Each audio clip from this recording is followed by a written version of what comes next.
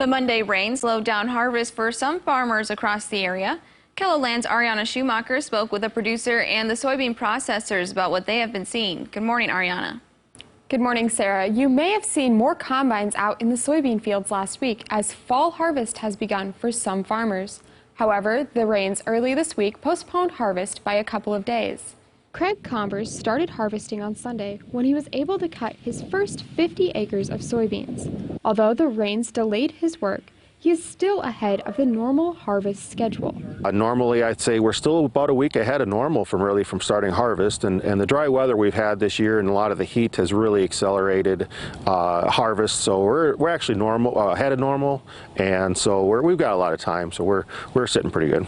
The soybean processors saw a decrease in trucks hauling beans on Monday and Tuesday, but they are hopeful for more by the end of the week. I think, though, looking at the long-term forecast, as long as it hasn't changed since I looked at it, I think we'll see a lot of activity picking up again Wednesday, Thursday, and through the weekend here. Although soybean harvest may be delayed a couple days, farmers are still excited to see the rain. It's certainly a welcome to see rain, be able to replenish the soil supply and the ground moisture here.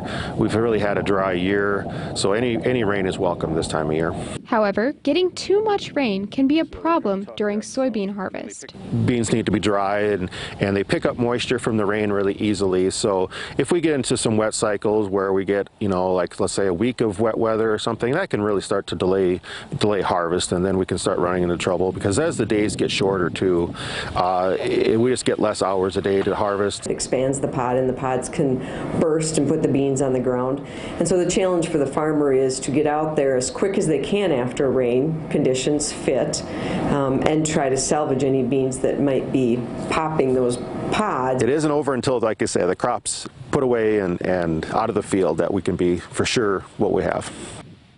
South Dakota soybean processors saw new crop soybeans coming in as early as September 7th. They say the size and quantity of the crop has varied, but the quality has been good.